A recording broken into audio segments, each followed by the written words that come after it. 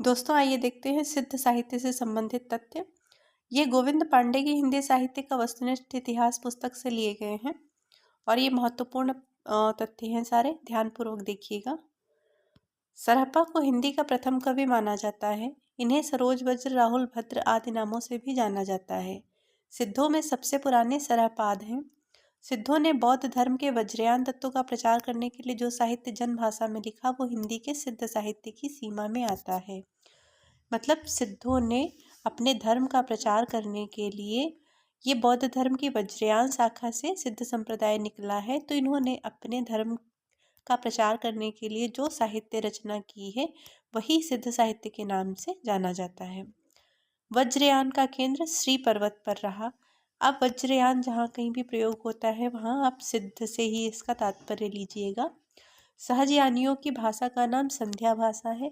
कुछ विद्वानों ने संध्या भाषा का अर्थ यह बताया है कि यह ऐसी भाषा है जिसमें संध्या के समान प्रकाश तथा अंधकार का मिश्रण है। ज्ञान के आलोक से उसकी सारी बातें स्पष्ट हो जाती हैं। कुछ विद्वानों ने संध्या भाषा का अर्थ अभिसंधि या अभिप्राय युक्त वाणी बताया है। पंडित विधुशेखर शास्त्री ने बताया कि मूल शब्द संध्या भाषा नहीं बल्कि संध्या भाषा रहा होगा। जो सिद्ध लोगों ने अपने साहित्य में भाषा का प्रयोग किया है उसी को संध्या भाषा या संध्या भाषा के नाम से जाना जाता है। ज्योतिरीश्वर ठाकुर द्वारा रचित वर्ण रत्नाकर 14वीं शताब्दी के मैथिली ग्रंथ में 84 सिद्धों के नाम दिए गए हैं। इसमें दो फैक्ट है। एक तो वर्ण रत्नाकर नाम की पुस्तक ज्योतिरीश्वर ठाकुर ने लिखी। दूसरी बात ये कि ये मैथिली भाषा का ग्रंथ है, इसमें 84 सिद्धों के नाम दिए हुए हैं। सहजयानियों की संध्या भाषा का प्रभाव संत कवियों पर भी पड़ा और वे उलटवासियाँ लिखने लगे। तो ये जो हमारे सिद्ध कवि थे, इनकी संध्या भाषा का प्रभाव संत कवियों पर भी पड़ा। आप कबीरदास का काव्य देखिए, वो इसी का उदाहरण है। राहुल सांकृत्यायन ने सरहपाद का समय 769 ईस्वी स्थिर किया है। विनय तोष भट्टाचार्य ने सरहपाद का समय विक्रम संवत 690 माना है। इनके लिखे 32 ग्रंथ बताए जाते हैं जिनमें दोहा कोश प्रसिद्ध है। अक्सर पूछा जाता है दोहा कोश किसकी रचना है, ये सरहप्पा की है। महामहोपाध्याय हरप्रसाद शास्त्री द्वारा संपादित बौद्ध गान और दोहा में सरहप्पा और कृष्णाचार्य का दोहा संग्रहित है। इसमें दो प्रकार से पूछा जाता है, बौद्ध गान और दोहा का संपादन किसने किया, तो ये हरप्रसाद शास्त्री ने किया है और इसमें सरहप्पा और कृष्णाचार्य के दोहे संग्रहित हैं। महामहोपाध्याय हरप्रसाद शास्त्री ने बौद्ध गान और दोहा में संग्रहित पुस्तकों की भाषा को प्राचीन बंगला कहा है। दोहा कोश का संपादन डॉक्टर प्रबोध चंद्र बागची ने किया। दोहा कोश में तिल्लोपा, सरहप्पा, कण्हप्पा के दोहे संग्रहित हैं। तो दो पुस्तकें हैं, आप कंफ्यूज मत होना। बौद्ध गान और दोहा इसके महामहोपाध्याय हरप्रसाद शास्त्री ने संपादन किया है और दोहा कोश का संपादन डॉक्टर प्रबोध चंद्र बागची ने किया है। सरहप्पा की जीवन दृष्टि लिखी हुई है, ये महत्वपूर्ण नहीं है। बच्चन सिंह का कथन है, आक्रोश की भाषा का पहला प्रयोग सरहप्पा में ही दिखाई देता है, ये महत्वपूर्ण है। सिद्धों की भाषा को संध्या भाषा नाम मुनिदत्त तथा अद्वय वज्र ने दिया। सबरपा सरहप्पा के शिष्य तथा लुइपा के गुरु थे। शबरों की वेशभूषा में रहने के कारण इनका नाम शबरपाद पड़ा। इनका जन्म क्षत्रिय कुल में हुआ। ये शबरपा के बारे में कुछ तथ्य दिए हुए हैं। चर्यापद शबरपा की प्रसिद्ध पुस्तक है। ये पूछा जाता है चर्यापद किसकी पुस्तक है, तो ये शबरपा की है। चर्यापद एक प्रकार का गीत है जो सामान्यतः अनुष्ठानों के समय गाया जाता है। चर्यापद संध्या भाषा के दृष्टकूट में लिखी गई है जिनके दोहरे अर्थ होते हैं। सिद्ध साहित्य में दोहा कोश की रचना परिनिष्ठित अपभ्रंश में हुई है तथा चर्यापदों की अवहट्ठ में। सिद्धों का दोहा और चर्यापद संत साहित्य में क्रमशः साखी और शब्दी में रूपांतरित हो गया। लुइपा का जन्म राजा धर्मपाल के शासनकाल में सन 773 ईस्वी में एक कायस्थ परिवार में हुआ।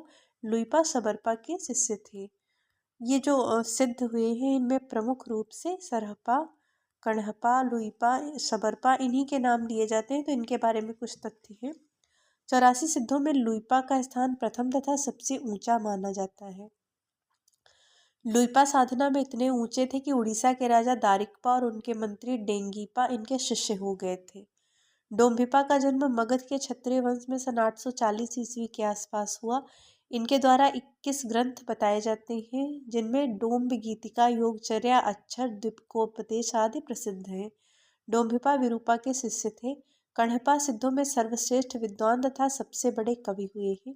कण्हपा का जन्म कर्नाटक के ब्राह्मण वंश में सन 820 ईस्वी में हुआ। राहो सांकृत्यायन के अनुसार कण्हपा पांडित्य तथा कवित्व में बेजोड़ थे। कण्हपा बिहार के सोमपुरी नामक स्थान पर रहते थे तथा जलंधरपा को अपना गुरु बनाया था इन्होंने।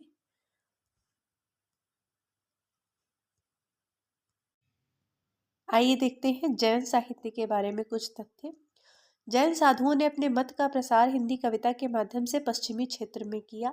रास काव्य परंपरा में प्राचीनतम ज्ञात ग्रंथ रिपुदारण रास है। डॉक्टर दशरथ ओझा ने इसका समय 905 ईस्वी बताया है। रिपुदारण रास संस्कृत भाषा में लिखा है तथा इसमें अभिनय, नृत्य और गान इन तीनों तत्वों का मिश्रण है। जिनदत्त सूरि द्वारा रचित उपदेश रसायन रास अपभ्रंश भाषा का सर्वप्रथम रास ग्रंथ है। अपभ्रंश भाषा का दूसरा रास या रासक काव्य अब्दुर रहमान द्वारा रचित संदेश रासक है।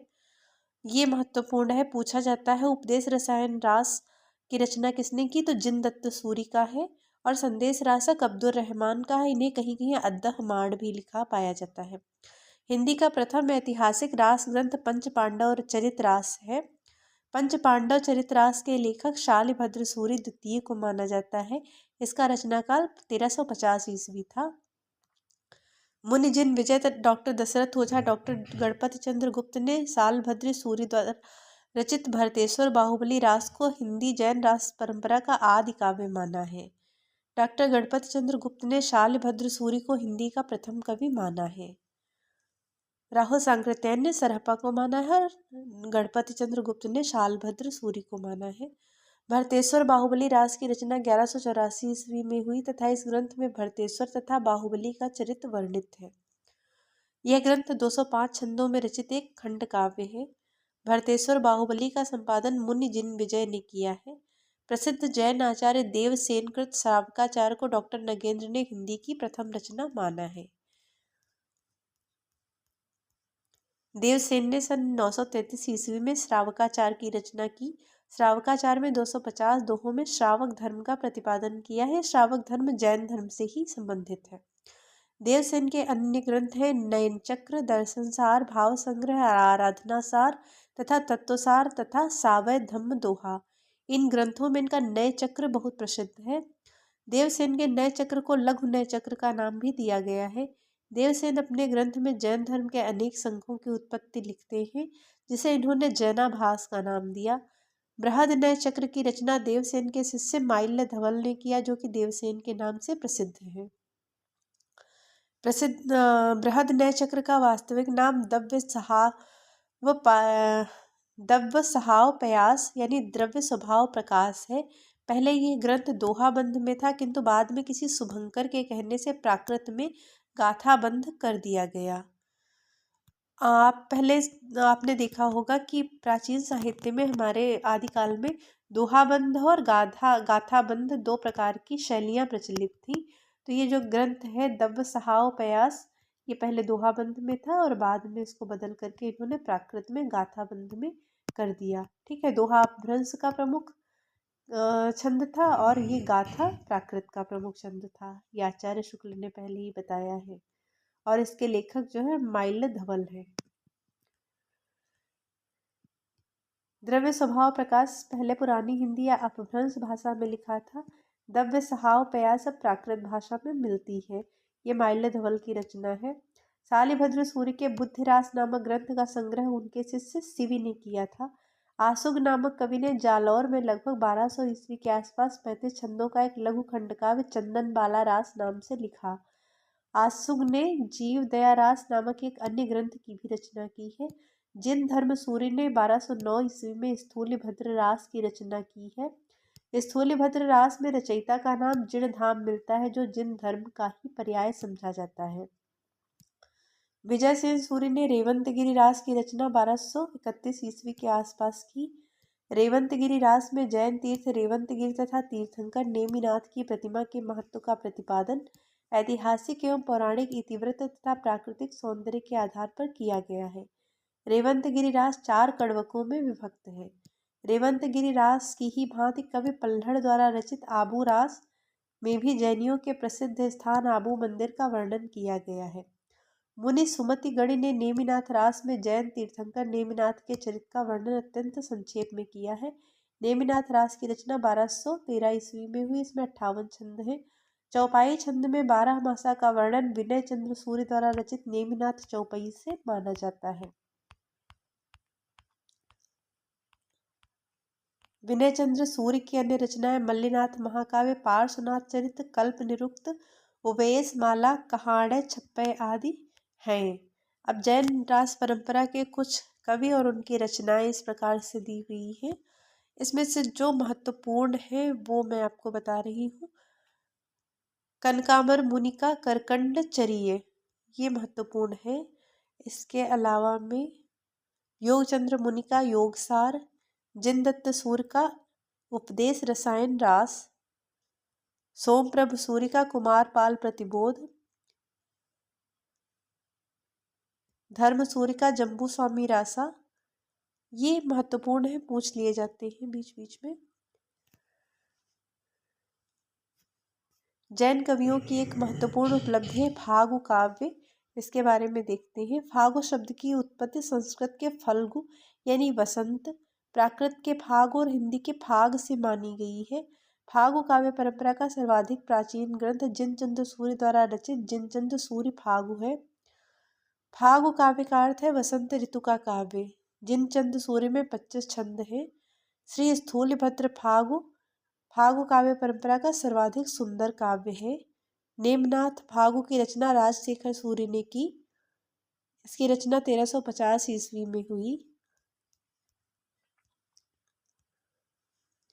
पूरा काव्य सिर्फ 27 छंदों में निबद्ध है। वसंत विलास फागु संज्ञक अनेक रचनाएं मिलती हैं, जिनमें एक 14वीं शती तथा दूसरी 16वीं शती की है।